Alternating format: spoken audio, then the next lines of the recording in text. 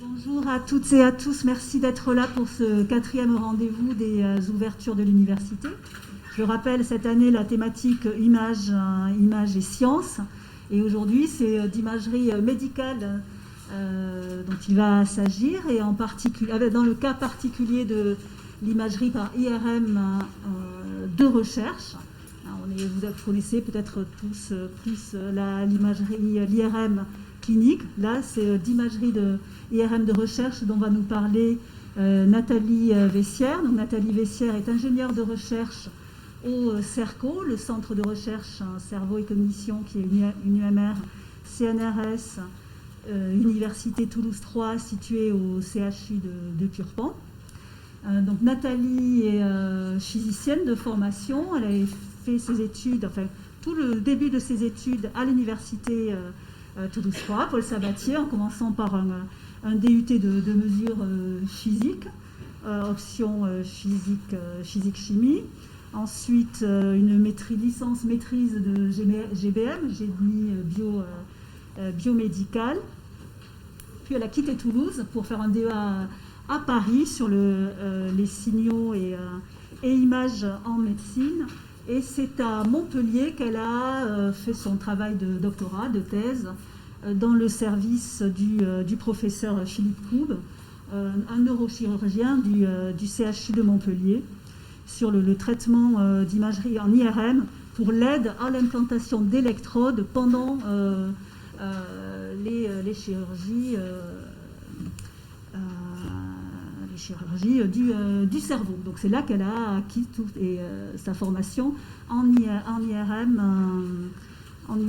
imagerie IRM. Et c'est en 2007 qu'elle a rejoint Toulouse et le CERCO, donc le laboratoire évoqué précédemment, pour prendre la responsabilité du plateau technique IRM, puisque ce laboratoire, avec notre laboratoire de l'université tonique, dispose d'une plateforme IRM dédiée à la recherche, entièrement, comme elle va nous le décrire. Donc cette plateforme, elle est pilotée par 2 personnes, Nathalie et une collègue ingénieure de recherche aussi, et ensuite elle emploie également des manips radio, et mise à la disposition de la communauté de chercheurs de ces 2 laboratoires, mais aussi élargie au site. J'en dis pas plus, elle le dira beaucoup mieux que moi. Merci Nathalie. Donc je vais enlever mon masque. Merci pour cette introduction, Alexandra. Donc on m'a demandé de faire une conférence sur l'imagerie médicale. Donc du fait de mon parcours, j'ai choisi de l'orienter un peu technique, appareillage, et donc de vous présenter un peu d'où c'est parti, quelles ont été les grandes découvertes qui ont jalonné toute l'évolution de l'imagerie, et de faire un petit zoom sur l'IRM de recherche, donc, puisque comme vous l'avez compris, moi je suis spécialisée en IRM et même en IRM cérébral, puisque la plateforme de recherche sur laquelle je travaille ne travaille que sur le cerveau. On travaille avec des chercheurs en neurosciences, donc on est spécialisé cerveau. Donc toute la partie IRM en recherche, elle se focalisera plus sur la recherche sur le cerveau. Donc, je vais essayer de vous raconter un peu cette histoire, donc de voir d'où est-ce qu'on est parti, où est-ce qu'on est arrivé aujourd'hui et même voir demain, vers où on va demain. Donc, l'imagerie médicale, elle sert au diagnostic donc, de nombreuses maladies, en complément d'autres examens comme la neuropsychologie, les examens biologiques, mais elle est aussi très utilisée en recherche clinique plus particulièrement, mais aussi en recherche fondamentale, pour comprendre un peu mieux certaines maladies, pour voir l'impact de certains traitements, pour mettre au point des traitements, mais aussi pour comprendre le fonctionnement du cerveau, puisqu'il y a encore pas mal d'inconnus sur cet organe qui reste à découvrir encore. Donc toute cette technique, elle se base sur le développement, donc, comme je vous l'ai déjà dit, des grandes découvertes de la physique du XXe siècle, donc on y reviendra un peu. Donc j'ai choisi d'orienter mon discours et ma présentation sur essentiellement 3 grandes techniques utilisées en imagerie médicale qui se basent sur les ondes électromagnétiques, qui sont la radiographie, donc les rayons X, la scintigraphie, donc la médecine nucléaire avec la radioactivité, et l'IRM. Donc je vais vous présenter un petit peu la différence en fonction des fréquences utilisées, en fonction du type d'image qu'on obtient. Je vais essayer tout au long de cette présentation de vous donner un peu, de vous initier un peu au vocabulaire, parce qu'on vous dit on va passer un TEP, un SPECT, un DAT-scan, une IRM fonctionnelle, une IRM de diffusion, mais pour beaucoup d'entre nous, ça reste un petit peu encore énigmatique. Donc je vais essayer de vous apporter quelques explications sur ce vocabulaire et sur les différences qu'il y a derrière. Donc volontairement, je ne serai pas exhaustive. Il y a certains types d'imagerie dont je ne parlerai pas, notamment l'échographie. Je vous prie de m'excuser de ça, mais je n'avais pas vraiment le temps de tout traiter sur ces 45 minutes de présentation. Voilà, donc comme je vous le disais précédemment, on va essayer d'expliquer un peu les différences. Quand on parle de radiographie, donc de scanner, on parle de scanner de tomodensitométrie, de tomographie, de CT.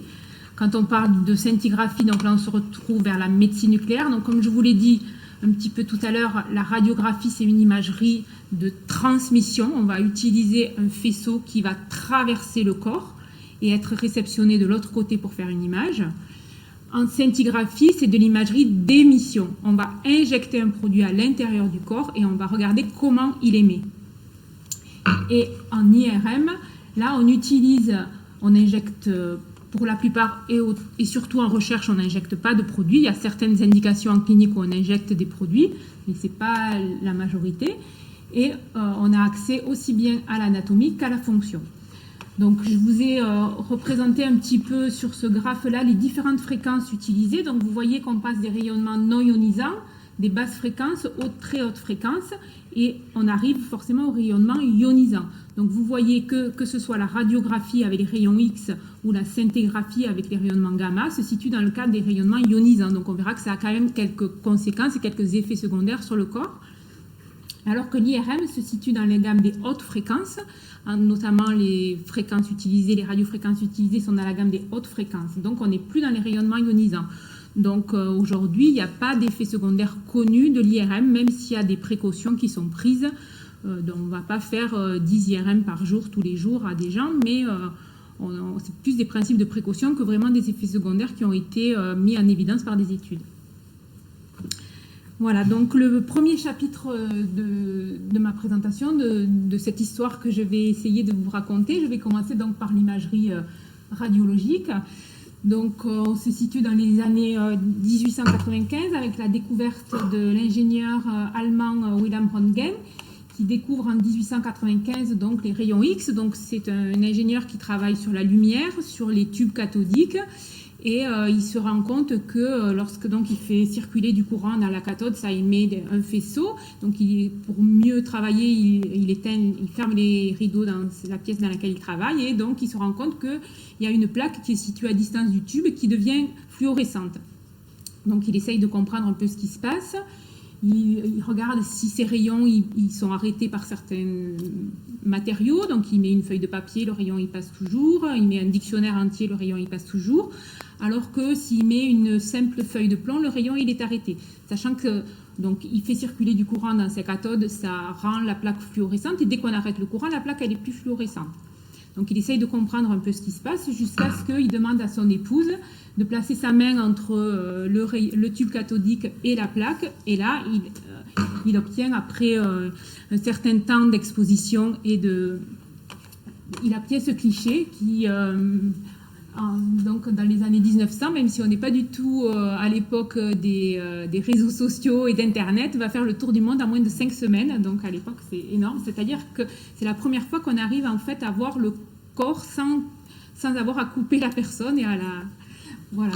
Donc ça va évoluer tout au long de ce siècle, avec les premiers hôpitaux, avec les premières radios portables, jusqu'aux découvertes de Gottfried Hounsfield, qui est plus un mathématicien, mais qui va développer des algorithmes qui vont permettre à l'imagerie radio de devenir des examens en 3 dimensions, d'avoir des algorithmes mathématiques pour pouvoir obtenir des images sur lesquelles on peut travailler.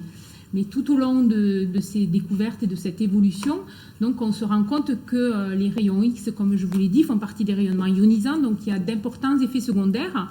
À l'époque, les opérateurs, pour régler leurs appareils, mettaient leurs propres mains entre le faisceau et la plaque. Et donc, tous les jours, ils utilisaient leurs propres mains pour régler leurs appareils. Et on s'est rendu compte qu'il y avait d'importants effets secondaires. Et donc, c'est les premiers cancers radio-induits. On s'est rendu compte aussi, avec des études sur les rats et les souris notamment, que ça pouvait rendre stérile. D'où l'utilisation, Röntgen s'était déjà aperçu dans son laboratoire qu'une fine feuille de plomb pouvait arrêter ces rayons, l'utilisation de tabliers de plomb pour protéger les opérateurs pendant les examens. Voilà, donc à quoi ça ressemble. Donc, la version la plus simple, c'est la radiographie. Donc, il y a un tube à rayons X. Comment ça fonctionne? Il y a un générateur avec une cathode, il y a du courant qui circule, on chauffe la cathode, ça émet des électrons qui vont, à partir d'une plaque, bombarder, traverser le corps. Et donc, on imprime un film de l'autre côté. C'est une image 2D. Donc, à l'époque, on était sur des films radio. Aujourd'hui, si vous allez passer une radio, on va vous donner un film papier. Mais, donc, on a des clichés qui sont formés...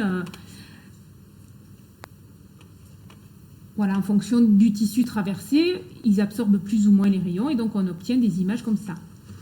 Donc la suite logique, c'était l'imagerie. On est passé à l'imagerie en 3 dimensions. Donc là, on a le tube et le détecteur qui tournent autour du sujet. Donc on fait des images volumiques, des images en coupe.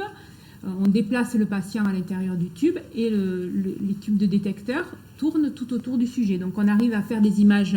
Aujourd'hui, on est très rapide. Le scanner permet une image quasiment du corps entier en très peu de temps avec une très très bonne résolution. On est aujourd'hui, les derniers modèles, on est aux alentours de 400 microns, même un peu mieux, ça dépend des dernières évolutions. Et donc, on a un terme qu'on entend souvent qui est la tomographie.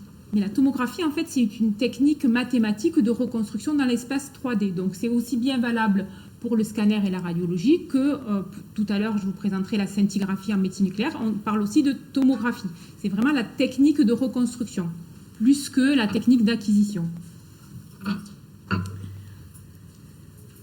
Donc, c'était ce que je voulais vous présenter ici, donc avec les développements mathématiques de Hounsfeld et MacLeod dans les années 80. Donc, on a accès à énormément d'images. Un radiologue qui voit une cinquantaine ou 20, enfin, j'ai un peu de mal, mais entre 25 et 50 patients jour, et c'est 200 images par sujet. Donc, il voit beaucoup d'images qu'il peut faire défiler de haut en bas, de droite à gauche.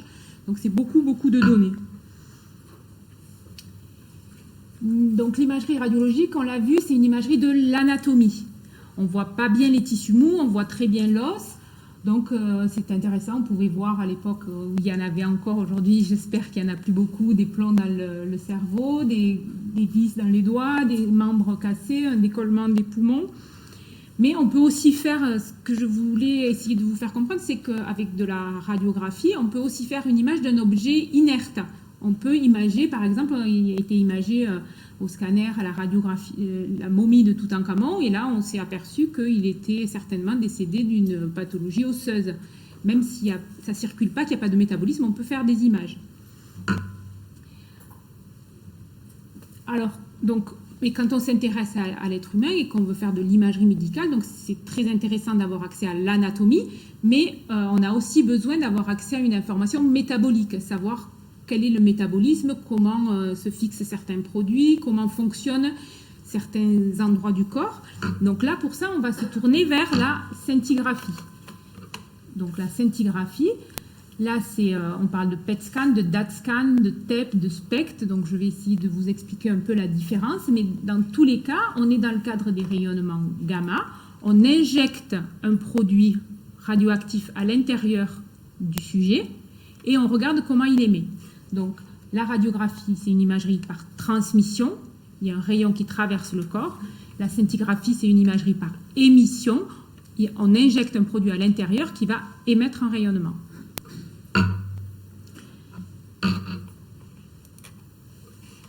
Donc, deuxième chapitre, on est sur l'imagerie en médecine nucléaire. Donc, c'est à peu près la même période, sauf que là, c'est Becquerel qui découvre les rayons U, les rayons liés à l'uranium.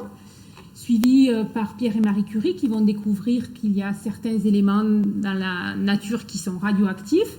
Et ensuite, c'est leur fille, Irène Curie, avec son mari, Frédéric Joliot, qui vont, dans les années 30, découvrir qu'on peut rendre un produit radioactif. Qu'en fait, tous les isotopes qui aujourd'hui sont présents dans leur état non radioactif étaient aussi présents à l'état radioactif, mais qu'ils ont disparu parce qu'ils avaient une durée de vie très courte. Que l'état radioactif des éléments, elle est liée à une durée de vie, donc ils disparaissent au bout d'un moment. Donc le fait de pouvoir accéder à cette radioactivité artificielle, donc ça va permettre d'ouvrir l'accès à tout un tas d'informations, puisqu'on peut maîtriser cette radioactivité, on peut, ces molécules qui sont radioactives, donc qui vont émettre un rayonnement, les fixer sur d'autres éléments, des molécules du corps, le glucose ou autre, et après les injecter à la personne, tout en contrôlant le niveau de radioactivité pour ne pas léser certains organes, et ensuite regarder comment il va circuler dans le corps et où il va se fixer. Donc on a attendu les années 50 pour avoir le premier scintigraphe qui a été installé à Paris, et dans les années 80, donc là c'est le tomographe de Philips qui permet d'avoir une imagerie en coupe, et donc on accède à des informations plus précises que jusqu'à présent on était sur une imagerie volumique. Donc en fait, un petit point d'étape sur le vocabulaire. Donc on a parlé de spectre. Donc la spectre, c'est l'émission à un seul photon, alors que la TEPS, c'est l'émission, la TEP ou PET, c'est l'émission de positons. Donc ça dépend de l'élément qu'on détecte. Et donc ici on voit la scintigraphie. Donc on injecte à l'intérieur du corps un traceur radioactif qui va émettre naturellement des photons gamma qui pourront être captés par la caméra. Donc dans le cadre de la gamma caméra SPECT, on a affaire à un détecteur qui va détecter un seul photon, celui qui va arriver dans la voie directe. Donc on utilise des traceurs. Le plus utilisé, c'est le technétium 99 parce qu'il a des propriétés, qu'il est facilement fixé et associé à d'autres molécules. Donc le détecteur est constitué d'un cristal et il va transformer les photons gamma en photons lumineux et on va pouvoir ainsi faire des images. Donc moi je ne suis pas spécialiste de la médecine nucléaire, donc je vous présente un peu l'histoire, le vocabulaire, les différents appareillages, mais il faut m'excuser s'il y a des choses qui ne sont peut-être pas tout à fait précises. Donc on a vu le spectre émission à un seul photon, la tomographie d'émission de positons, donc le TEP, là on est sur de l'émission de positons qui vont émettre dans deux directions. Donc là on utilise des traceurs avec des durées de demi-vie plus courtes que ceux qui sont utilisés en spectre, et on a donc une émission avec une couronne de détecteurs qui peut détecter dans toutes les directions. Donc là, on peut suivre le métabolisme du glucose qui est par exemple consommé beaucoup par les cellules cancéreuses. Donc si on injecte du glucose radioactif, on va pouvoir savoir où il va se fixer, et donc il va se fixer préférentiellement sur les cellules cancéreuses. Donc ça permet de détecter les cellules cancéreuses, de suivre leur évolution. Donc quelques applications de cette imagerie, donc comme je vous le disais, le suivi des tumeurs, mais aussi le suivi du métabolisme du glucose et de l'oxygène. Par exemple, on sait que dans la maladie d'Alzheimer, le métabolisme cérébral est diminué par rapport à des sujets sains. Donc les médecins qui travaillent dans ces services connaissent le niveau de fixation d'un sujet normal, et quand ce niveau de fixation sur un sujet Alzheimer, il va être diminué. On peut suivre aussi les indications, ça peut être l'imagerie de la neurotransmission dans le cas de la pathologie du Parkinson, et là on parle de DAT-scan. On peut suivre le métabolisme de l'iode aussi, et donc comprendre le fonctionnement, enfin analyser le fonctionnement de la thyroïde.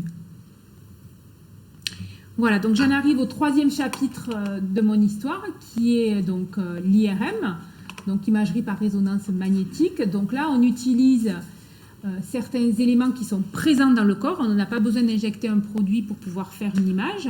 Donc essentiellement des éléments qui ont un moment magnétique. Je vais vous expliquer un petit peu plus tout à l'heure ce que c'est. Et on fait la majorité des images en IRM, c'est l'imagerie du proton de l'eau, parce que le proton, donc, il a un moment magnétique non nul, et en plus, il est présent en grande quantité dans le corps. Donc là, on se retrouve dans les années 1920 où Otto Stern donc, va découvrir qu'il existe un moment magnétique des protons. Donc les protons sont constitués d'électrons, de positons. Donc on a un ensemble de nucléons qui ont soit des charges nulles parce qu'ils s'annulent l'autre, soit des charges non nulles. Et donc s'ils ont une charge non nulle, ils ont un moment magnétique, donc ils tournent sur elles-mêmes. Et après on attend les années 50 pour qu'on puisse mettre en évidence d'un point de vue que si on applique une onde radiofréquence à ces protons, on peut leur transmettre une énergie, donc les faire changer d'état d'énergie, passer d'un état d'énergie stable à un état d'énergie non stable. Et ensuite, dans les années 70, donc vous voyez, c'est pas si vieux que ça, puisque, voilà, moi je suis née dans les années 70 par exemple, donc on est capable de faire les premières images à partir de ces éléments. Donc jusque-là, on faisait de la spectrométrie de résonance magnétique. Dans les années 70, on est capable de faire des images en convertissant les signaux obtenus en images. Et donc, il faut attendre les années 90 pour faire de l'image, pour découvrir le mécanisme de l'image, qu'on est capable de faire des images de l'image, du fonctionnement du cerveau grâce au métabolisme de l'hémoglobine et à la consommation d'oxygène dans le cerveau. Et on arrive à transformer cette information en image. Donc, je vous parle d'IRM depuis quelques temps maintenant. Qu'est-ce que c'est qu'une IRM? Comment c'est constitué de quels éléments une IRM? Donc, une IRM, c'est essentiellement un grand champ magnétique. Un champ magnétique, donc un aimant. En l'occurrence, aujourd'hui, on utilise des aimants supraconducteurs. Comme je vous l'ai dit, donc, il faut qu'on puisse apporter de l'énergie aux protons pour les faire changer d'état et regarder comment ils reviennent à leur état d'équilibre. Donc, pour cela, on va utiliser des radiofréquences. Donc, on a un aimant, une chaîne de radiofréquences. Pour localiser le signal, on utilise un gradient de champ magnétique. Et enfin, pour enregistrer le signal, on utilise une antenne réceptrice. Donc, à partir de ces... Je vais faire de ma souris. Elle est en haut. Voilà. À partir de ces 4 éléments, c'est les 4 éléments principaux qui constituent donc une IRM. Donc, on voit ici donc, je vais vous expliquer un petit peu comment on obtient un aimant. Donc, pour faire de l'imagerie, aujourd'hui, on est à des aimants qui ont un champ magnétique de l'ordre de 3 Tesla ou 1,5 Tesla. Donc, c'est des aimants supraconducteurs. Comment on obtient un champ magnétique? En faisant circuler du courant dans une bobine. Dans une bobine qui est constituée d'un fil qui a une propriété qui est la supraconductivité. Qu'est-ce que ça veut dire la supraconductivité? C'est la propriété qu'ont certains matériaux de ne pas avoir de résistance à la circulation du courant. Si je fais circuler du courant dans une bobine qui n'est pas supraconductrice et que j'arrête l'envoi du courant, mon courant il va disparaître petit à petit. Si je fais circuler du courant dans une bobine qui a cette propriété de supraconductivité, le courant il va circuler, il va rester là, il va continuer à circuler. Et donc du courant qui circule dans une bobine, ça génère un champ magnétique. Donc l'alliage utilisé, donc le nobium titane, pour qu'il soit il n'est pas supraconducteur dans toutes les conditions. Il est supraconducteur uniquement quand il a une température de moins de 170 degrés. Donc, pour obtenir un champ magnétique, on a une bobine de nobium titane qui est placée dans un bain d'hélium, donc à moins de 170 degrés. Donc ici, par exemple, c'est une image, une photographie de la livraison de l'aimant sur l'IRM de recherche sur laquelle je travaille, qui est située au pavillon Baudot à Purpan. Donc on nous amène un grand tube comme ça qui est rempli d'hélium et qui contient la bobine avec le fil. Donc les ingénieurs, ils installent ça, on arrive avec des gros générateurs de courant, on branche, on envoie du courant électrique, on fait la mesure du champ magnétique jusqu'à obtenir les 3 Tesla désirés. Après, on débranche et l'aimant, il est stable. Et il est permanent. Ça, c'est quelque chose dont il faut avoir conscience quand on travaille en IRM. Ce champ magnétique qui est très, très intense, je vous montrais tout à l'heure, 3 Tesla, c'est 60 000 fois le champ terrestre.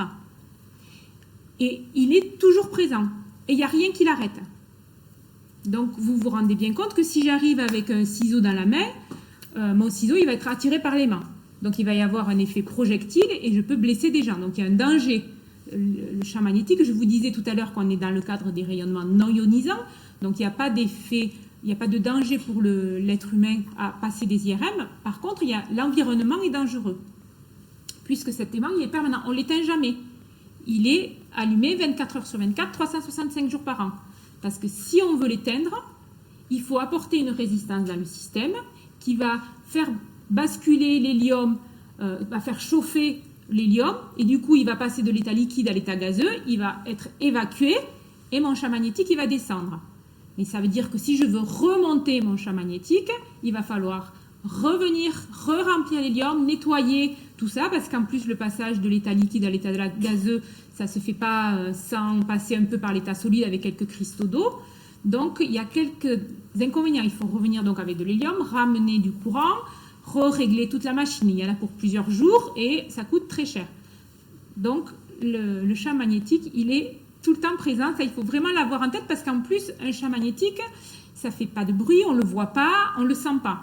Le seul moyen de le mettre en évidence, c'est d'arriver avec un objet métallique et de se rendre compte que cet objet, il est attiré. Mais, donc, voilà, je vais vous en redire un petit peu. Donc, l'ordre de grandeur, ce que je vous disais tout à l'heure, on est à 60 000 fois le champ terrestre. Il faut savoir que dans les casses automobiles, quand on veut soulever une voiture avec un aimant, on est à un champ de 1 Tesla. Donc, vous imaginez, nous, on est à 3 Tesla. Et aujourd'hui, ce sera l'objet de la fin de ma présentation. Il y a des champs qui montent à 7 Tesla, voire 11 Tesla. Donc, les 3 Tesla... Alors, il faut que je retrouve ma souris. Ah, pardon. Je compte sur vous pour me dire où elle est. Là. Les 3 Tesla, donc ça, c'est une image de mon aimant. Donc ça, c'est mon aimant et ça, c'est le lit sur lequel je vais allonger mon sujet. Je vais le rentrer à l'intérieur du tube. Donc mes 3 Tesla, ils sont au cœur, ici.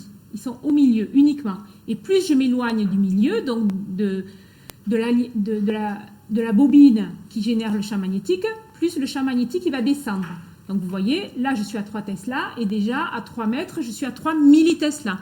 Et donc nous, on a une pièce qui fait environ 16 de 8 mètres, on est revenu au champ terrestre.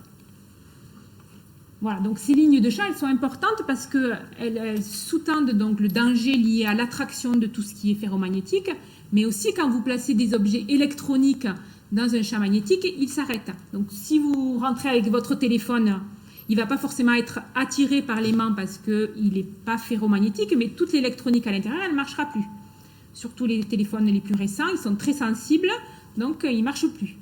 Donc ça, c'est embêtant, mais ce n'est pas très grave. Par contre, il y a certaines personnes qui ont été opérées, qui ont donc des pacemakers ou des appareils de stimulation cérébrale ou des pompes à insuline, enfin tout un tas d'appareils à l'intérieur du corps qui, s'ils rentrent dans le champ magnétique, ils vont être abîmés, détériorés, donc c'est très dangereux. Donc l'IRM en soi n'est pas dangereuse pour la personne. Par contre, il y a des contre-indications et il y a un environnement qui est dangereux auquel il faut faire attention. Donc, en fait, ce qui se passe quand on place quelqu'un ou un objet dans le champ magnétique. Donc, vous avez vu sur mon historique que on est composé essentiellement d'eau, de molécules, et donc les protons, ils ont un moment magnétique. Un moment magnétique, on le représente par un petit vecteur comme ça, qui tourne dans tous les sens et dans toutes les directions. Donc quand on est au champ terrestre, on a tous ces petits protons, leur magnétisme s'annule entre eux. Par contre, quand on est placé dans un champ magnétique, donc la direction du champ, elle est dans la direction de circulation du courant, donc ici, dans ce sens-là. Donc tous les petits protons, ils vont s'aligner avec le champ magnétique, dans le sens, soit dans le sens du champ, soit dans le sens opposé. Donc ça, c'est ce qui se passe quand on s'installe dans l'IRM. Et ça ne suffit pas pour faire des images. Vous vous en rendez bien compte. Donc, qu'est-ce qu'on fait pour faire des images? On va apporter de l'énergie à ces petits protons. Comment? En utilisant des impulsions radiofréquences. Donc là, on se situe à des gammes de fréquences qui font partie des hautes fréquences, puisqu'on est aux alentours de 100 mètres. Pas aux alentours, on a une fréquence très précise qui va permettre d'être perçu par tous ces protons et de les faire basculer dans un autre état. Ça s'appelle la fréquence de résonance des protons de l'eau à 3 Tesla. Elle est exactement à 127,743 MHz. C'est une fréquence très particulière à laquelle on va exciter les protons pour les faire changer d'état d'énergie. Donc, quand tous mes protons ils sont alignés dans l'axe du champ, ici, j'ai une résultante qui est non nulle. Et donc, ce que je fais quand j'applique une onde radiofréquence, je les fais basculer dans une position transverse. Et après, j'arrête mon onde radiofréquence et ils vont revenir. Et donc, c'est le temps de retour à cet équilibre que je vais enregistrer. Et c'est en fonction de où sont situés mes protons dans les tissus, dans l'eau, dans le liquide, ils ne vont pas revenir, ils ne vont pas avoir besoin de la même énergie pour revenir à leur état d'équilibre. Donc, c'est toutes ces propriétés-là que je vais enregistrer et qui vont me permettre de faire des images. Donc, pour faire des images, j'ai un champ magnétique, j'ai une impulsion radiofréquence et j'applique aussi autre chose qui est un gradient de champ magnétique. Vous en entendrez parler parce qu'en plus, c'est ce qui fait du bruit dans l'IRM. En fait, là, si je place ma personne dans mon IRM, que tous ces protons ils s'alignent, je leur apporte de l'énergie, ils basculent, ils reviennent, mais je ne sais pas exactement où ils sont dans la zone que je suis en train d'imager. Donc pour cela, il faut qu'ils aient chacun une propriété différente. Donc je vais appliquer un gradient de champ magnétique en plus de mon champ magnétique à 3 Tesla. Donc je vais appliquer une variation de champ dans les 3 directions, de façon un petit peu comme si j'appliquais une petite étiquette. Les protons qui sont ici, ils n'auront pas tout à fait la même étiquette que ceux qui sont un peu plus loin, etc. etc. Donc je vais différencier, ils n'auront pas la même fréquence, du coup de résonance, ils ne répondront pas de la même façon. Donc je vais savoir d'où ils viennent. L'IRM, c'est quelque chose qui est basé sur des principes physiques. Il y a des cours d'IRM qui durent pendant des heures. Donc moi, j'essaye de vous faire une petite initiation. Voilà, de vous expliquer l'IRM avec les mains. Donc le champ magnétique, le gradient de champ magnétique qui sert à la localisation, l'impulsion radiofréquence qui sert à apporter l'énergie de changement d'état, et ensuite l'antenne qui va permettre d'enregistrer le signal rendu par les protons. Ça va, je ne vous ai pas perdu? Un petit peu? Voilà, donc un autre élément important quand même à savoir, vous avez vu tout à l'heure que le champ magnétique, rien ne l'arrête si ce n'est la distance. Par contre, on utilise des ondes radiofréquences qui sont donc à 127,743 MHz. Et quand j'applique cette fréquence à mon objet et que je récupère le signal que me rendent les protons, il ne faut pas que je sois perturbée par des fréquences environnantes. Il faut savoir que, par exemple, les ondes radio, elles montent jusqu'à 110 MHz. Mais aux alentours de 120 MHz, c'est les ondes qui sont utilisées la plupart du temps dans l'aviation. Pour guider les avions, au niveau des communications qui sont utilisées dans l'aviation, on est à peu près à ces ordres de fréquences-là. Donc, pour ne pas être perturbé par les fréquences utilisées à l'extérieur de mon tunnel, et pour que les fréquences que moi j'utilise pour faire mes images, elles ne perturbent pas ce qui se passe dehors, les ondes radiofréquences, par contre, on sait les arrêter avec ce qu'on appelle une cage de Faraday. Donc, mon IRM, elle est placée à l'intérieur la mienne, mais toutes les IRM en France, elles sont placées dans une cage de Faraday. Une cage de Faraday, c'est une pièce faite d'un matériau, donc en général, c'est le cuivre, parce que c'est celui qui a le meilleur rendement, épaisseur nécessaire, prix du matériau, et qui arrête les ondes radiofréquences. Donc, c'est une cage complètement hermétique, du sol au plafond, tous les murs, même les vitres qui nous permettent de voir ce qui se passe à l'intérieur, elles ont un grillage à l'intérieur, elles sont blindées. La porte doit être fermée, etc. Donc voilà un petit peu l'environnement dans lequel on travaille. Donc on a un aimant qui est permanent, qui est à l'intérieur d'une cage de Faraday qui va arrêter les ondes radiofréquences. En temps normal, notre émail est permanent, mais ça ne fait pas de bruit, on n'entend rien. Quand on utilise les ondes radiofréquences et les gradients de champ magnétique qui vont commuter sans arrêt, ça va faire un bruit mécanique et sonore. Donc l'IRM, ça fait beaucoup de bruit. On est à peu près à la même niveau sonore qu'un marteau-piqueur. Donc ça fait beaucoup de bruit. Donc si vous devez passer à une IRM, on va vous mettre des bouchons d'oreille plus un casque pour vous isoler de ce bruit.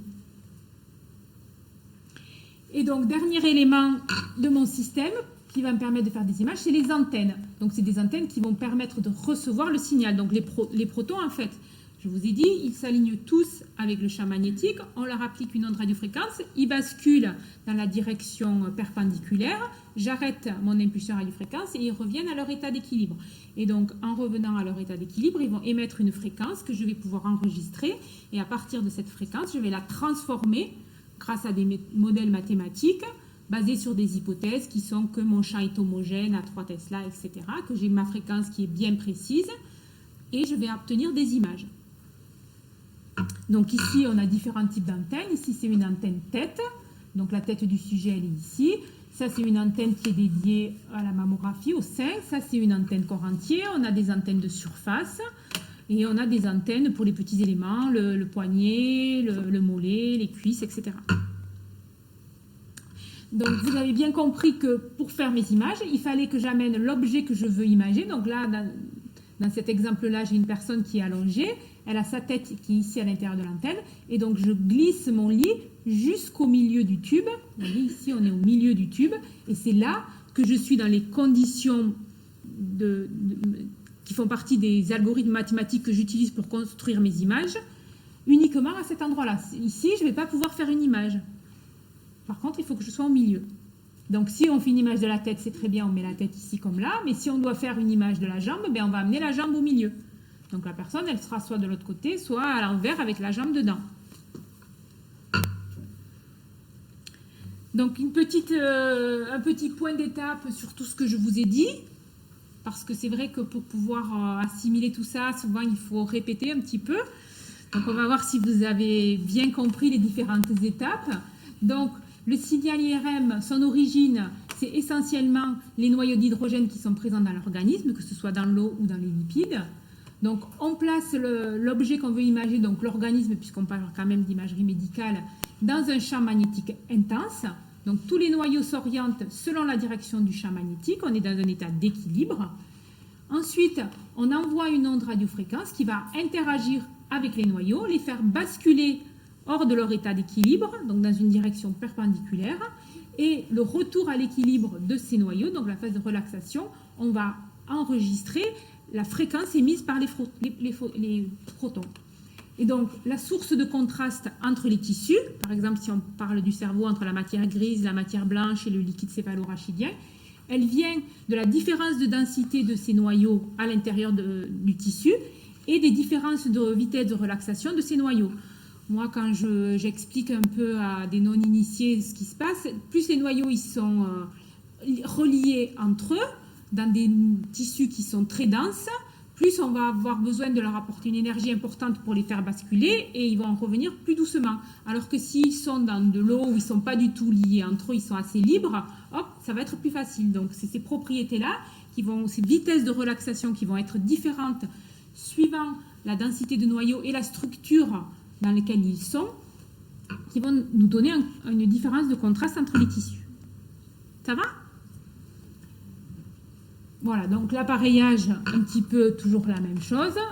Sans champ magnétique, on a nos protons qui tournent dans tous les sens, qui ne sont pas orientés. Dans le champ magnétique, ils sont tous orientés dans la direction du champ magnétique. On applique une onde radiofréquence qui les fait basculer de la position de haute énergie à la position de basse énergie. Et lorsqu'on arrête cette source, hop, ils se désynchronisent et restituent l'énergie absorbée et on fait des images.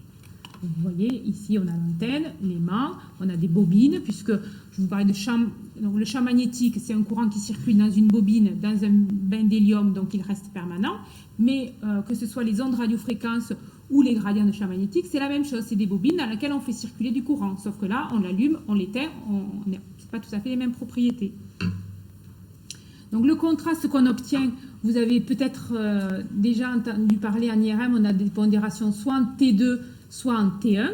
Et en fait, cette différence, elle vient du paramétrage de la séquence suivant les temps auxquels on fait l'acquisition des images. Si on est sensible, là c'est un petit peu plus compliqué, mais vous arrivez à vous souvenir tout à l'heure, je vous ai parlé, attendez, hop, juste là, on avait une composante magnétique ici qui est dans ce sens. Quand on la fait basculer, elle est transverse et quand elle relaxe à la fois celle-là diminue et celle-là réaugmente. Donc quand on revient sur ma courbe ici, voilà, on a une relaxation longitudinale et une relaxation transverse avec une diminution des temps d'écho, donc des propriétés des tissus, qui est différente suivant le LCR, c'est le liquide céphalorachidien, la substance grise ou la substance blanche. Donc en imagerie T2, on s'intéresse à la décroissance du signal et à l'imagerie T1, à l'augmentation de ce signal.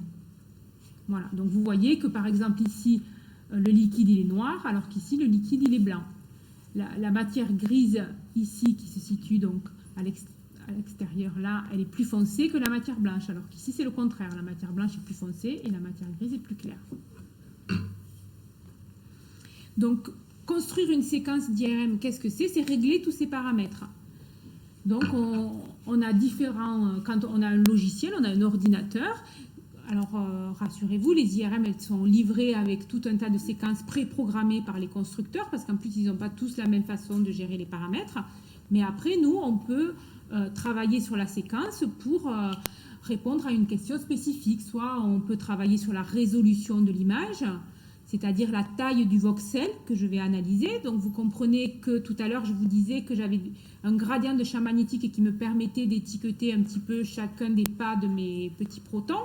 Et bien, la capacité de mon gradient d'avoir une pente élevée et de monter très vite va me donner une résolution qui sera différente suivant les pentes des gradients. Donc je vais pouvoir aller à des résolutions plus ou moins fines suivant la spécificité de mon appareil. Donc tout ça, je le règle ici en fonction du champ de vue que j'utilise, du type de séquence que je fais. Excusez-moi.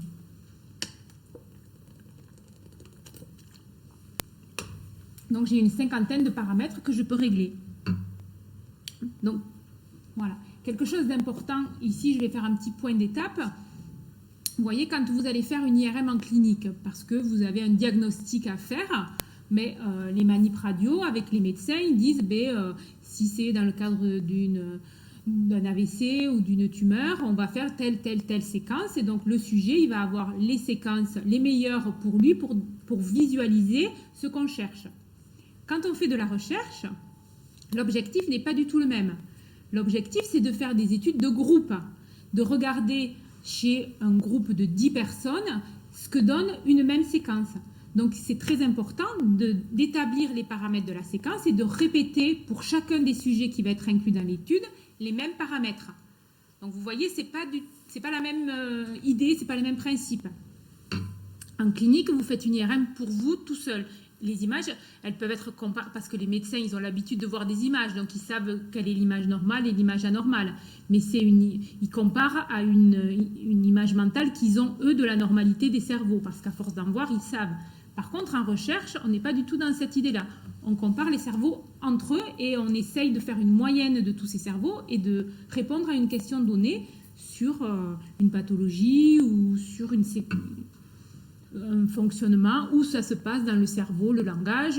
Mais on regarde à toutes les personnes quelle est la zone qui va être la plus activée dans le cadre d'une tâche de langage. Et on va dire, ça se passe à tel endroit. Chez tout le monde, on fait une hypothèse qu'on infère après à la population. Donc un petit peu des images quand même, parce qu'elles sont quand même assez jolies, les images qu'on obtient en IRM. Donc vous voyez aussi qu'on obtient des images en 3 dimensions. Donc vous entendrez peut-être parler d'orientation dans l'espace. Donc le sagittal, donc la première image qu'il y a ici. Donc vous voyez ici c'est le devant du visage, là on a la bouche. Donc le sagittal, c'est de droite à gauche. L'axial, c'est de bas en haut. Et le coronal, c'est d'avant en arrière. Donc on accède à des images dans les 3 plans de l'espace. Ça nous permet de suivre, de localiser plus précisément certaines zones. Donc ici on est sur du T1 et ici on est sur du T2. Donc le T2, c'est une imagerie qui est souvent plus rapide et qui permet d'avoir accès à des informations plus d'inflammation, de détecter des anomalies de matière blanche.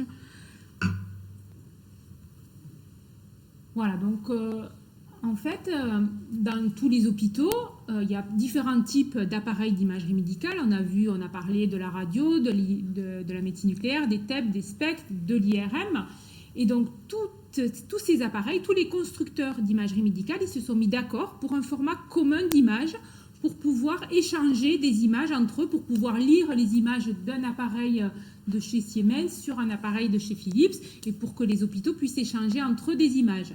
C'est ce qu'on appelle le format DICOM. Ce format, il facilite le transfert d'images entre les machines. Il contient des informations non seulement sur l'image, donc en niveau de grille, mais aussi sur le protocole d'acquisition, sur l'identité du patient, sur le type de machine utilisée. Donc, c'est un format d'image qui permet de visualiser des images. Mais il n'est pas vraiment adapté à la recherche. Puisque, vous voyez, on a...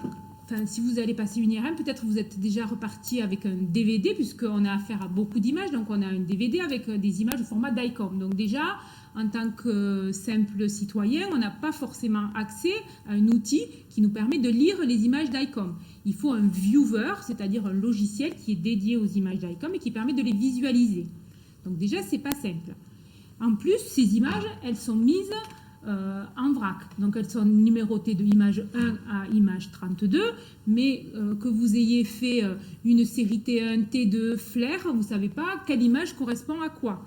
Elles sont rangées dans des dossiers en fonction du nombre d'images, mais elles sont difficilement exploitables comme ça pour quelqu'un qui n'est pas initié. Donc, au niveau de la recherche, tous les gens qui travaillent dans la communauté, par exemple, des neurosciences, de la recherche en IRM sur le cerveau, on s'est tous mis d'accord pour travailler sur un autre format d'image. Donc, nos images DICOM, on va les convertir dans un nouveau format d'image qu'on appelle le format NIfTI. Donc, l'avantage du format NIfTI, c'est qu'au lieu d'avoir toute une série d'images dont je ne sais pas trop à quoi elles correspondent, je vais les concaténer en un seul dossier qui va contenir le nom de la séquence utilisée. Donc, ce sera plus facile pour les manipuler. Et en plus, comme vous l'avez compris, je vous l'ai dit un petit peu tout à l'heure, en recherche, on travaille sur plusieurs sujets. On peut faire des cohortes jusqu'à 100 sujets. On va vouloir comparer, par exemple, le T1 de tous les sujets. Donc, il faut que je puisse travailler avec des collaborateurs qui ont acquis des images aussi ailleurs. Donc, on a structuré nos images dans un format qui s'appelle Brain Imaging Data Structure. On fait des dossiers par sujet, donc sujet 1, où on met l'anatomique, la fonctionnelle, la diffusion. Il y a la même chose pour la médecine nucléaire ou pour le scanner. Donc, c'est une organisation des images qui est propre à la communauté scientifique et qui permet après de pouvoir lancer des algorithmes de calcul, des algorithmes de comparaison, de moyennage sur plein de sujets avec une structure de nos données, puisque vous comprenez bien là, si on a affaire à 100 sujets, que chaque sujet, on lui a acquis plus de 220... On va jusqu'à 20 000 images par sujet, même jusqu'à 50 000 images dans certains protocoles. C'est une grande quantité de données, donc on utilise des algorithmes mathématiques qui vont nous permettre de faire des calculs sur ces images. Et donc, il faut qu'on soit structuré d'une façon plus scientifique que l'était le format DICOM, d'où ce format d'image bits. Voilà, alors maintenant qu'on sait à peu près comment on fabrique ces images, comment on les organise, je vais essayer de vous dire un petit peu qu'est-ce qu'on peut leur faire dire à ces images. Donc, vous savez qu'en recherche, l'objectif d'un chercheur, quand il se pose une question scientifique, qu'il met en place un protocole et qu'il obtient une réponse, il publie un article. Donc, je vais baser la suite de ma présentation sur des revues d'articles publiés dans la littérature qui ont présenté un peu des résultats obtenus avec toutes ces techniques que je vous ai présentées, notamment l'IRM. Donc ici, par exemple, sur l'imagerie donc anatomique du T1, c'est une étude qui se base sur le vieillissement. On voit ici 3 images de 3 sujets différents qui ont à peu près le même âge. Le premier, c'est un sujet sain. Le deuxième, c'est un patient qui a été diagnostiqué Alzheimer, mais à un stade très précoce. Et le troisième, c'est un Alzheimer, mais à un stade plus sévère. Et vous voyez, par exemple, que si on regarde une structure qui est ici, qui s'appelle l'hippocampe, qui est un peu zoomé là, ici, l'hippocampe, il prend toute sa place. Ici, on commence à avoir un peu plus de noir. Donc, qui dit un peu plus de noir, ici, on est sur du T1, c'est un peu plus de liquide céphalorachidien. Ça veut dire qu'il y a eu un peu une disparition une perte de neurones qui a créé de la place. Donc, le liquide a pris plus de place. Et ici, dans le cas de l'Alzheimer plus sévère, cette structure qui est l'hippocampe, elle s'est encore plus rétrécie. Donc, cette analyse des T1, elle nous permet de pouvoir comparer différents stades de maladie, donc de pouvoir faire du diagnostic. Sauf qu'on se rend compte que, notamment par exemple par rapport à la maladie d'Alzheimer, il y a des personnes qui peuvent avoir une très grosse atrophie de l'hippocampe et avoir conservé des capacités intellectuelles plus importantes que quelqu'un qui aurait une faible atrophie. Voilà, ça dépend des gens. Donc, d'où la recherche pour essayer de comprendre et d'associer cette information, qui est une première information, un premier biomarqueur, à d'autres informations obtenues par d'autres techniques d'imagerie. Ou aussi d'autres thèmes de recherche. Ça, c'est un papier qui date de 2021, je crois, il me semble bien. Oui, voilà, 2021. Donc, c'est des équipes qui ont travaillé sur les algorithmes qui permettent de segmenter ces images. Donc, jusqu'à présent, on faisait de la segmentation en 2 dimensions sur une certaine coupe de l'hippocampe. Et eux, ils ont démontré qu'en faisant une segmentation avec des réseaux de neurones qui permettent de segmenter dans les 3 axes, on était beaucoup plus précis et on pouvait mieux différencier les pathologies. Notamment, il existe des bases de données d'images.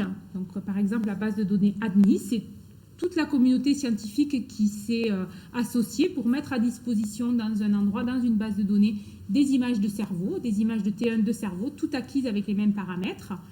Et donc, il y a des patients Alzheimer et des patients contrôle. Et donc, on peut faire appel à ces bases de données pour faire des calculs et comparer, par exemple, valider un algorithme de segmentation de l'hippocampe. C'est ce qui a été fait dans ce papier. Et donc, ils ont démontré qu'avec cet algorithme qui était plus précis et plus rapide, on pouvait mieux prédire l'évolution de la maladie d'Alzheimer.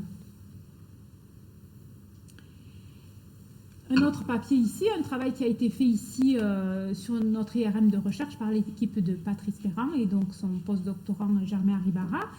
Ils ont, eux, essayé de démontrer qu'en combinant différents types d'imagerie, différentes informations, donc on a vu tout à l'heure, je vous ai parlé du T1, mais tout à l'heure je vous parlerai aussi de la diffusion ou d'autres techniques qui sont la neuromélanine, enfin ça j'en parlerai pas trop parce que c'est vraiment des techniques très recherche, ou de l'écho de gradient, donc là on est sur du T2, avec de l'ultra haute résolution. Quand on arrive à faire des mesures et de combiner toutes ces informations-là, on est beaucoup plus précis sur le diagnostic, par exemple, de la maladie de Parkinson. Et surtout, c'est un outil qui va être prometteur pour suivre l'évolution de cette maladie. Aujourd'hui, l'IRM n'est pas vraiment discriminant dans la maladie d'Alzheimer. Ou alors, il y a certaines séquences qui permettent d'être discriminantes, mais qui ne sont pas forcément utilisées encore en recherche. Le diagnostic de la maladie d'Alzheimer, aujourd'hui, il se fait avec la médecine nucléaire ou avec la clinique. Donc, comme je vous le disais, on essaye de combiner les différentes techniques d'imagerie. Donc, je vous ai parlé de l'imagerie anatomique. Il existe aussi, en IRM, on peut faire de l'imagerie de diffusion. Donc, c'est un petit peu compliqué. Je vais juste vous en dire quelques mots. On essaye de suivre la diffusion des molécules d'eau le long des fibres cérébrales. Donc, vous savez que la matière blanche, la matière grise, c'est constitué de neurones et d'axones. Les axones, ils ont une gaine de myéline. Donc, les molécules d'eau, elles peuvent circuler soit dans la gaine où elles sont plus contraintes, soit le long de la gaine. Donc, on est capable de leur apporter une énergie spécifique et de pouvoir faire une imagerie qui va nous donner une information sur la direction dans laquelle se déplacent ces molécules d'eau. Donc, c'est des images comme ça que vous avez peut-être déjà vues, où on applique après un code couleur. Donc voilà, ici. Donc on applique, toujours pareil, je vous parlais tout à l'heure de gradients de champ magnétique. On peut aussi appliquer des gradients de direction de champ magnétique, c'est-à-dire qu'on va faire une image dans plein de directions de l'espace. Et donc on va regarder dans quelle direction on a une image qui nous donne l'axe préférentiel de déplacement des molécules d'eau. Et donc, avec cette information-là, on va pouvoir générer, à partir de calculs mathématiques, une image des directions où on a appliqué un code couleur. Donc, le rouge, c'est de droite à gauche, le vert antéro-postérieur et le bleu des pieds vers la tête. Et donc, la diffusion de l'eau dans le champ magnétique non homogène entraîne une perte de signal. Donc, on peut mesurer cette atténuation du signal en fonction des différentes directions et obtenir ce type d'image-là. Mais vous vous rendez bien compte là, par rapport à mon discours, c'est que une image d'IRM, on peut obtenir beaucoup d'informations, mais derrière, il y a beaucoup de calculs aussi, de calculs mathématiques qui permettent d'accéder à ces informations. Ce n'est pas forcément instantané. Donc, juste pour illustrer un peu ce que je vous disais, donc, cette information de l'imagerie de diffusion, elle permet d'accéder à la connectivité entre les aires cérébrales, puisque les aires cérébrales distantes sont connectées entre elles par des faisceaux de neurones. Donc, une image que je prends quand on accueille souvent des stagiaires de 3e, c'est que ces axes, ces faisceaux de neurones qui permettent de connecter les aires du cerveau entre elles, on peut prendre un peu l'image d'une carte routière, une carte de France. Donc, il y a des grosses autoroutes. Donc, on a tous les mêmes autoroutes. On a à peu près tous les mêmes départementales. Mais après, on a chacun, en fonction de comment il vit dans son environnement, de s'il pratique de la musique ou pas, s'il fait du sport avec du tennis en répétant tous les jours le même geste, il va développer certaines connexions qui seront plus rapides. Vous voyez très bien qu'un sportif de haut niveau au tennis, il est capable de rattraper une balle qui arrive très très vite, alors que quelqu'un qui ne s'est jamais entraîné, il n'y arrive pas. Mais c'est parce qu'au niveau cérébral, il a potentialisé ses connexions, c'est-à-dire il les a entraînées à aller de plus en plus vite. Et donc, si on regarde le cerveau d'un sportif tennisman de haut niveau, il n'a pas les mêmes connexions exactement que celles de quelqu'un qui n'a jamais fait le tennis. Et c'est pareil en musique, en langue, etc. D'où la difficulté du cerveau, puisque c'est un organe qui évolue. Il y a des nouvelles connexions qui peuvent se créer. On voit bien dans le cadre de différentes pathologies comme l'AVC, vous avez une zone qui va être lésée, mais il y a possibilité de créer une route qui va passer à côté, qui va recréer du lien et recréer de la fonction. Et donc, c'est intéressant en recherche de pouvoir visualiser ces faisceaux de fibres. Donc, c'est ce qu'on fait avec l'imagerie de diffusion. Donc, par exemple, ce travail aussi qui a été mené au sein de notre plateforme, où on a démontré que dans les patients de type prédémentiel de la maladie d'Alzheimer, et quand on les compare à des sujets âgés sains, on peut mettre en évidence une altération donc, des tractus hippocampiques. Donc, on est toujours dans la même structure de l'hippocampe. J'ai essayé de faire un peu un fil conducteur dans les différents exemples que j'ai utilisés. Et donc, ça peut être un marqueur précoce de la maladie d'Alzheimer, puisque cette altération, elle apparaît avant les symptômes. D'autres axes de recherche, donc vous avez vu que pour essayer de voir des faisceaux, donc je sais voir les gros faisceaux, j'ai une résolution qui est assez grossière, je suis à du 3 par 3 mm, j'arrive à descendre à du 2 par 2, mais aujourd'hui en recherche, il y a des équipes qui travaillent sur essayer de baisser encore plus cette résolution pour arriver à voir des fibres encore plus fines. Et donc par exemple dans ce travail-là, ils sont descendus à une résolution de 0,85 mm3, donc c'est très très fin. Par contre, on est sur des temps d'acquisition qui sont très longs, ils font 3 acquisitions de 32 minutes, donc on est à 1h30 d'acquisition. Donc vous voyez bien que c'est des travaux de recherche qui se développent, mais qui ne sont pas encore complètement applicables en clinique. Et donc il y a toujours des progrès continus sur la technique pour avoir de meilleurs contrastes, pour avoir une meilleure résolution, pour accéder à des informations toujours plus fines. Donc on a vu l'IRM anatomique, on a une image du cerveau, un seul volume, on met 4 à 5 minutes pour acquérir un volume. On peut faire aussi de l'imagerie de diffusion, suivre la diffusion des molécules d'eau le long des fibres. Donc là, il faut faire différents gradients de direction pour pouvoir regarder dans l'ensemble des directions quelle est celle qui est préférée par les molécules d'eau et pour savoir vers où elles vont. Donc ça prend, on génère beaucoup d'images et ça prend une dizaine de minutes. Et on a aussi ce qu'on appelle l'IRM fonctionnel, où là, on s'intéresse à l'activité cérébrale, ce qui se passe quand notre cerveau travaille. Donc on a une activité cérébrale au repos, où on a certaines aires qui sont connectées entre elles, mais quand on est impliqué dans une tâche cérébrale, comme de la lecture ou du mouvement, la tâche basique de l'IRM fonctionnel, c'est cette tâche de finger typing là, où on fait au sujet faire un mouvement de doigt, puis il arrête, puis il fait bouger son doigt, et ça permet de voir une différence de consommation d'oxygène au niveau cérébral qui va se situer dans les zones motrices.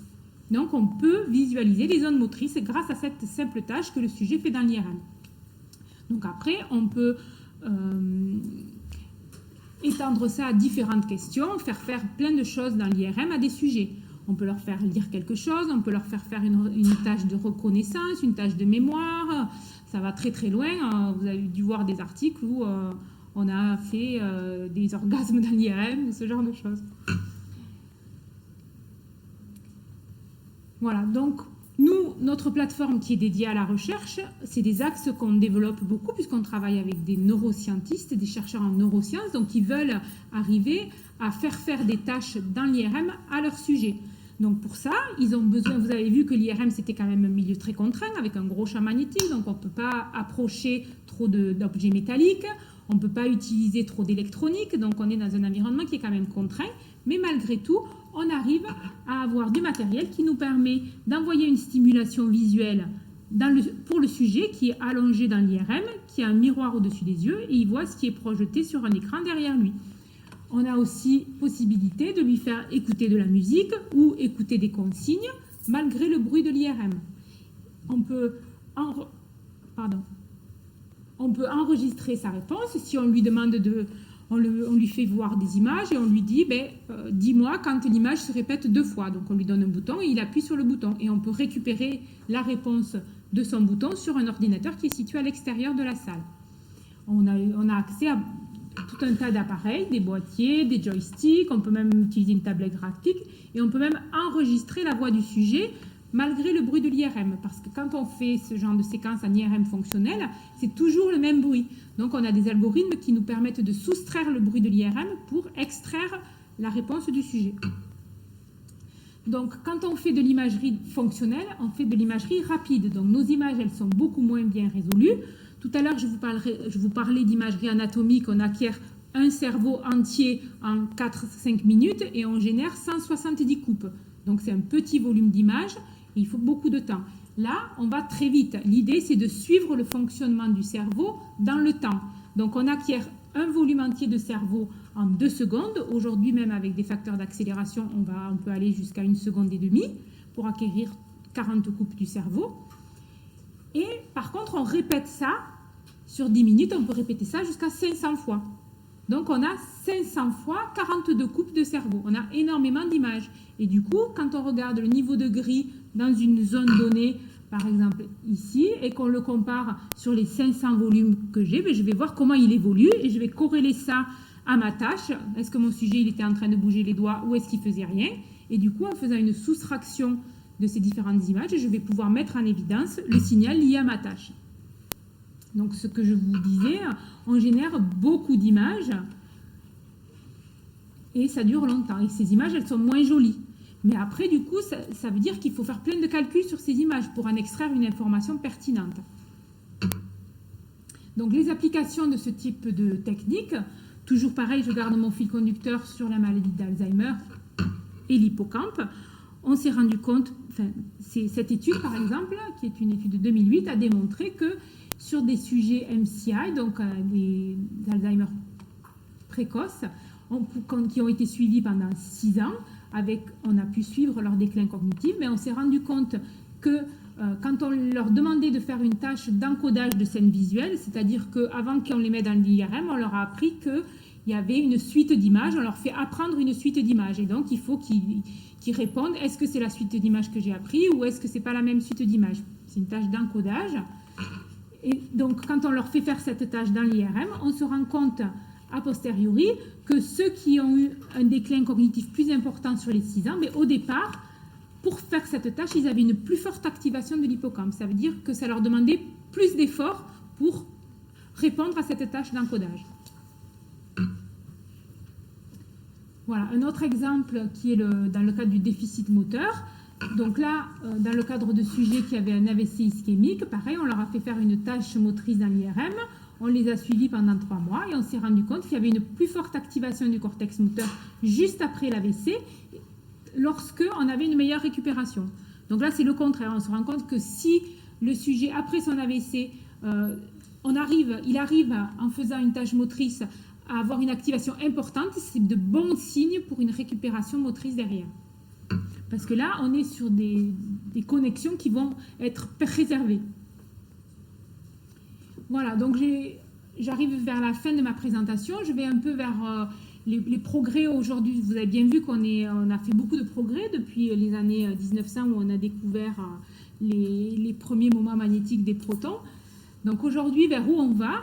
Aujourd'hui, la recherche, donc, elle va vers la multimodalité, comme je vous en ai déjà parlé, avec différentes techniques, différentes modalités qu'on va combiner entre elles.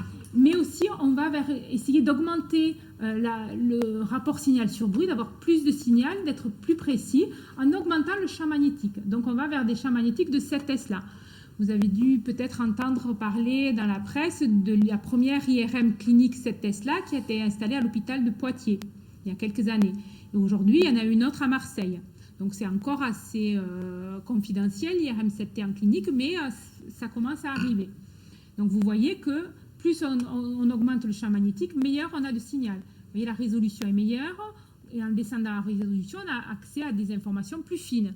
Donc, on peut voir des choses qu'on ne pouvait pas voir avant à 3 Tesla. Notamment quand on regarde, toujours pareil, ma petite structure de l'hippocampe ici. Mais cette Tesla, ça ne suffit pas. En science, on veut toujours plus. Donc aujourd'hui, par exemple, au CEA à Paris, aujourd'hui, ça fait plus de 10 ans qu'ils travaillent sur ce projet-là. Leur projet, c'est de mettre en place pour l'homme une IRM à 11,7 Tesla. Donc 11,7 Tesla, c'est un champ énorme. Aujourd'hui, c'est des champs qui peuvent être utilisés sur des petites IRM pour des petits animaux. Mais chez l'homme, aujourd'hui, on n'a jamais fait de l'IRM à ce niveau-là. D'ailleurs, cette IRM, elle a fourni les premières images là à l'automne 2021 sur un potimarron. Mais encore aujourd'hui, on n'a pas des images. J'ai encore regardé avant de venir ici. Il n'y a pas d'image de 11,7 Tesla du cerveau humain. Ils n'ont pas encore obtenu les autorisations. Mais qu'est-ce qu'on espère obtenir si on repart sur mon fil conducteur qui est l'hippocampe? Donc ce projet, il s'appelle le projet ISELT, je ne sais pas si je vous l'ai dit. Donc là, c'est le type d'image qu'on peut faire à 3T de l'hippocampe. Donc déjà, quand on monte à 7 Tesla, vous voyez ce qu'on obtient. On a beaucoup plus de détails, on arrive à avoir les différentes couches. Et donc à 11,7 Tesla, voilà ce qu'on espère obtenir. Ça, c'est une image qui a été obtenue sur une coupe de cerveau. Mais les chercheurs et les gens qui travaillent dessus, ils pensent qu'un jour, on arrivera à faire des images comme ça de l'hippocampe. Une autre axe qui se développe beaucoup aujourd'hui au niveau dans tous les domaines, mais aussi au niveau de l'imagerie médicale, c'est l'intelligence artificielle qui permet aujourd'hui, grâce à la puissance de calcul et à tous les algorithmes basés sur les réseaux de neurones, d'améliorer la rapidité et le contraste des images et du coup d'espérer aller vers des évolutions encore plus importantes des techniques et des séquences utilisées. Et aussi, je vais terminer ma présentation sur ça. Il existe une petite vidéo sur Internet qui est disponible sur YouTube où c'est une conférence donnée par Jean-François Mangin sur l'apport de l'intelligence artificielle en neurosciences. Et donc, lui, ce qu'il dit, puisqu'il travaille il a accès à beaucoup d'images, c'est que peut-être un jour, on pourra, aujourd'hui, donc le cerveau, il est fait de circonvolutions. Donc, ce qu'on dit, c'est que ces circonvolutions, elles n'ont pas forcément un sens particulier. Elles sont liées au fait qu'il a fallu faire entrer dans un espace restreint une masse cérébrale de données. Mais en fait, ce qu'il dit, c'est que peut-être un jour, ces circonvolutions, on pourra leur donner une signification précise. Chaque individu, on pourra dire, lui, il a cette circonvolution-là. Ou peut-être telle maladie aura telle spécificité. Voilà. Donc, ça peut faire partie aussi des apports de l'intelligence artificielle aujourd'hui. Merci de votre attention.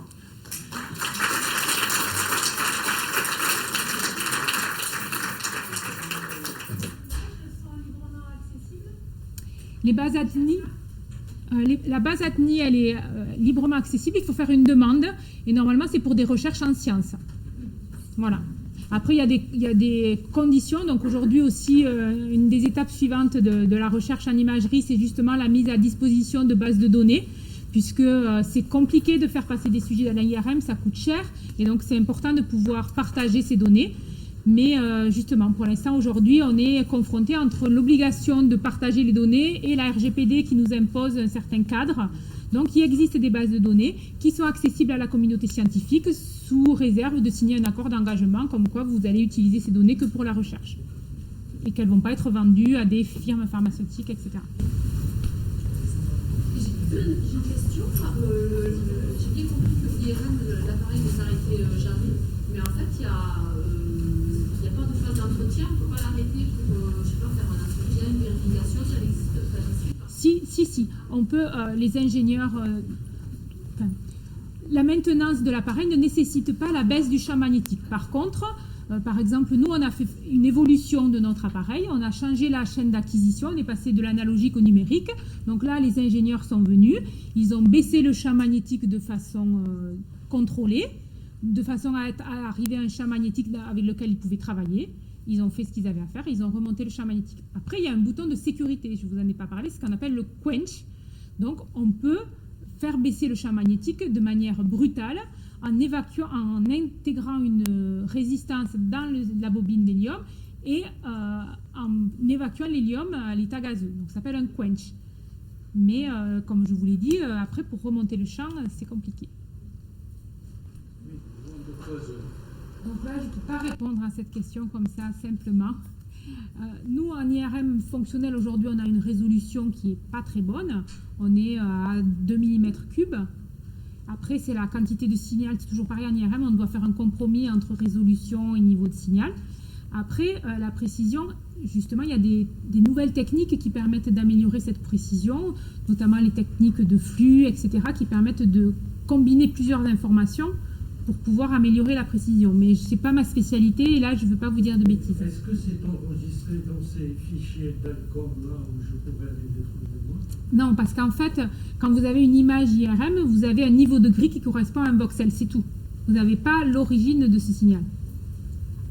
Et c'est une approximation du couplage neurovasculaire. On n'y arrive pas directement, en fait. Dernière question, et pour les patients qui sont appareillés, qui ont un pacemaker, comme vous disiez, donc ils ne peuvent pas passer l'IRM. Après, de plus en plus, il y a des pacemakers qui sont compatibles IRM et il y a des conditions dans lesquelles on peut passer certains sujets dans l'IRM. Si leur santé nécessite absolument de faire une IRM alors qu'ils ont un pacemaker, il va y avoir un accord avec un cardiologue qui va être présent pendant l'examen, qui va pouvoir suivre le sujet, qui va pouvoir revérifier son pacemaker à la sortie de l'examen, etc.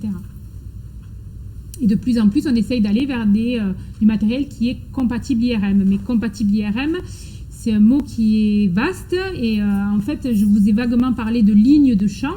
Donc, ce qui endommage aussi les appareils, c'est le passage très rapide d'une ligne de champ à une autre. Et donc, notamment pour avoir des aimants de plus en plus blindés, donc les lignes de champ, elles s'éloignent le moins possible du centre de l'aimant et qu'elles rentrent dans des pièces les plus petites possibles. On a une concentration des lignes de champ à l'entrée du tunnel qui est importante et qui endommage beaucoup les appareils électroniques, notamment les pacemakers. Voilà. Donc, il y a de la recherche qui va dans ce sens-là, mais on est aussi gêné pour tout ce qui est appareil auditif. Je crois qu'on va arrêter là. Merci beaucoup, Nathalie Messière. Merci.